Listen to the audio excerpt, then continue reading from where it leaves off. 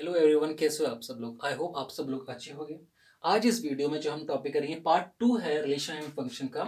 इससे पहले मैंने आपको समझाया था कि रिफ्लेक्सिव, सिमेट्रिक और ट्रांजिटिव क्या होता है। वहां पे मैंने अलग अलग पार्ट में समझाया था, पर एग्जाम में जो आता है वो एक एक क्वेश्चन दे देते हैं और एक ही क्वेश्चन में आपसे पूछा जाता है आप इसी कंडीशन को बताइए, क्या ये रिफ्लेक्सिव है जो दिया हुआ है, क्या ये सिमेट्रिक है, क्या ये आपका ट्रांजिटिव है। इसी आपको एलिमेंट्स है जो कंडीशन दिया आपको, इसी में आपको तीनों चीज आपको बतानी पड़ेंगी।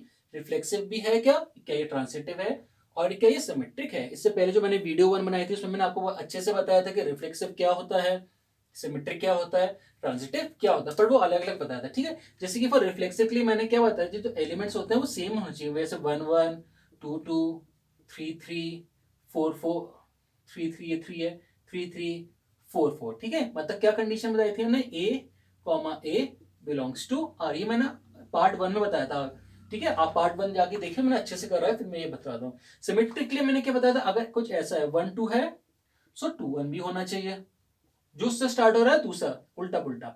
अगर आपके पास यहाँ पे यहीं पे 3 1 है सो आपके पास 1 3 भी होना चाहिए। ठीक है, तो ये आता है सिमेट्रिक। इसका मतलब क्या होता है, A comma B belongs to R and B comma A belongs to R, ऐसा होना चाहिए।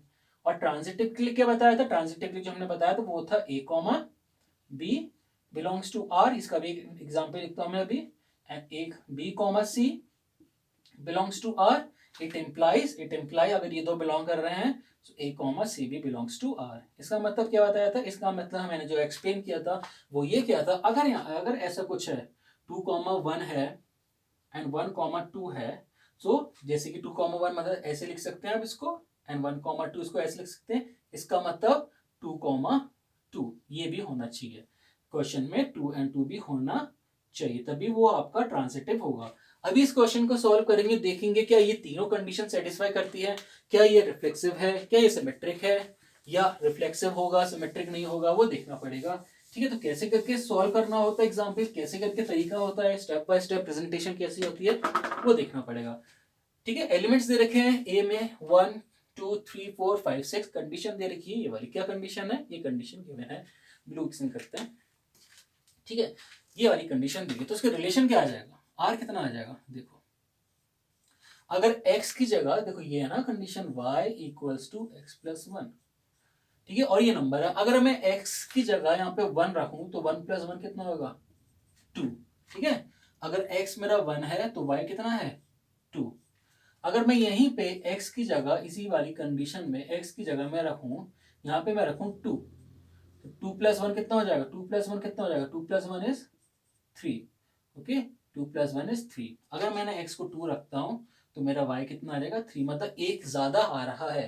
अगर मैं यहाँ पे x की जगह में रखूं 3, तो 3 में अगर मैं 1 जोड़ू, 3 में 1 जोड़ेंगे, अगर x की जगह में रखता हूँ 3, 3 में 1 जोड़ेंगे तो क्या होगा, 4। अगर मैं x को यहाँ पे अगर मैं रखता हूँ 4, क्योंकि 1 2 3 4 5 6 तक रखना है, तो 4 प्लस 1 इज 5। अगर मैं x को रखता हूँ 5, सो 5 प्लस 1 6। अगर यहाँ पे मैं x को रखता हूँ 6, यहाँ पे ना इसी वाली कंडीशन में मैं x की जगह x प्लस 1 है, x की जगह रखता हूँ 6, तो 6 प्लस 1 कितना हो जाएगा, y इक्वल्स टू 7। तो हम यहाँ पे क्या लिखेंगे, 7, और ये होगा गलत। ये गलत क्यों होगा, क्योंकि यहाँ पे देखो 1 2 3 4 5 6 तक ही दे रखा है, तो हमको बस लास्ट जो y की वैल्यू वो 6 तक ही पता करनी है। ठीक है, ये नहीं लिखना, ये वाला ये है ही नहीं हमारा एलिमेंट 7। ठीक है, 7 तो है नहीं, मैं मिटा देता हूँ। ठीक है, मैंने इसलिए पर्पसली उसको लिखा था ताकि आप उसको देखें और आपको समझ में आए। ठीक है, तो ये लिख लीजिए। चलो, रिफ्लेक्सिव के बारे में पता करते हैं पहले, रिफ्लेक्सिव। ठीक है, रिफ्लेक्सिव की मैंने जो कंडीशन बताई है वो बताई है A comma A belongs to R. इतनी याद रख लेना। ठीक है, ए कॉमा ए का मतलब क्या होता है, नंबर दोनों सेम होने चाहिए। कोई भी एक ऐसा नंबर बता दो जो सेम है। 1 1 है, नहीं है। 6 तक चेक करते हैं, 1 1 है, नहीं है। 2 2 है, नहीं है। 3 3 है, नहीं है। 4 4 है, कोई भी नहीं। 5 5 है, 5 5 भी नहीं है। 6 6 है, नहीं। सारे नंबर अलग हैं, सारे के सारे नंबर अलग हैं, तो क्या हो गया, 10 द कंडीशन। या फिर इसको डायरेक्ट लिख लो, ऐसे लिख लो, A comma A does not satisfy, a comma a means does not belongs to R, therefore it is not reflexive. Reflexive होने के लिए क्या होना चाहिए था इसको, रिफ्लेक्सिव होने के लिए इसको क्या होना चाहिए था, इस वाले को रिफ्लेक्सिव होने के लिए इसको ऐसा होना चाहिए था, यहाँ पे क्या होना चाहिए था, यहाँ पे होना चाहिए था 1 1, यहाँ होना चाहिए था 2 2 3 3, ये नंबर होने कोई बात नहीं, ये भी होना चाहिए था 3 3 4 4, कहाँ तक होना चाहिए था 6 तक, 5 5 5 5 भी होना चाहिए था, 6 6 भी होना चाहिए था, 6 6, ये भी हो कोई बात नहीं, बट ये भी होने चाहिए थे, तभी ये रिफ्लेक्सिव होता, बट ये ऐसा था ही, तो ये रिफ्लेक्सिव नहीं है, इसको मिटा देते हैं, आपको एक्सप्लेन करने के लिए लिखा था मैंने। बात करते हैं हम सिमेट्रिक की। सिमेट्रिक सिमेट्रिक मतलब एक उल्टा पुल्टा, जैसे एक है तो वहां पे शीशे के सामने दूसरा, ठीक है। सिमेट्रिक की बात करते हैं।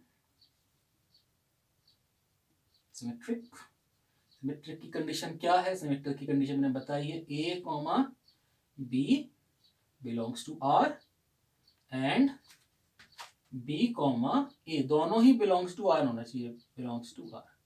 मतलब कि अगर 1 2 है तो 2 1, देखो 1 2 है, 1 2 तो कर रहा है बिलोंग, चलो लिख लो 1 2 बिलोंग्स टू आर, इसका मतलब पहली कंडीशन सेटिस्फाई, क्या कंडीशन है ये वाली, ए कॉमा बी बिलोंग्स, ऐसे करके एग्जाम में लिखना पड़ता है, कंडीशन ऐसे करके दिखानी पड़ती है, ठीक है।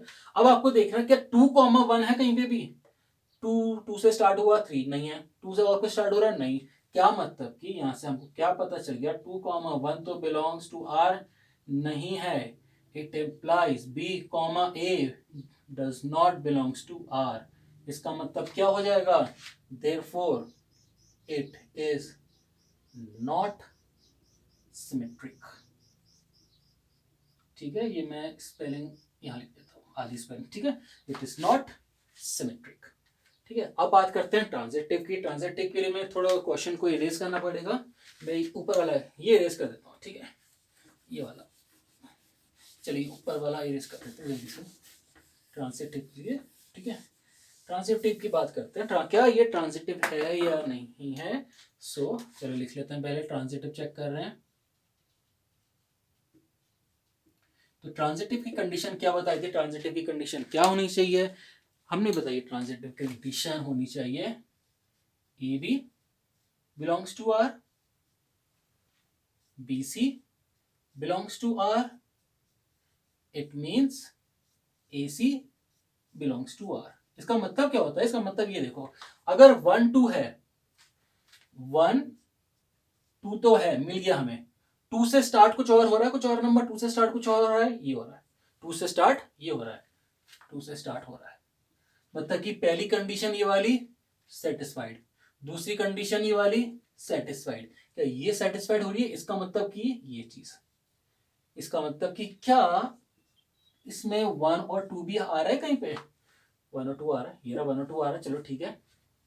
अब देखते हैं 2 and 3, 2 and 3 का देखो 2 and 3, ठीक है 2 and, चलो एक तो हो गया, चलो एक भी अगर नहीं मिलता ना तो ये नहीं होती ट्रांजिटिव, एक भी नहीं मिलता, चलो 2 और 3, उफ मार्कर नहीं चल रहा ये वाला, 2 और 3, अब 3 से स्टार्ट कुछ हो रहा है, 3 से स्टार्ट, ये रहा 3 से स्टार्ट हो रहा है, 3 से स्टार्ट हो रहा है जो कि 3 और 4 है।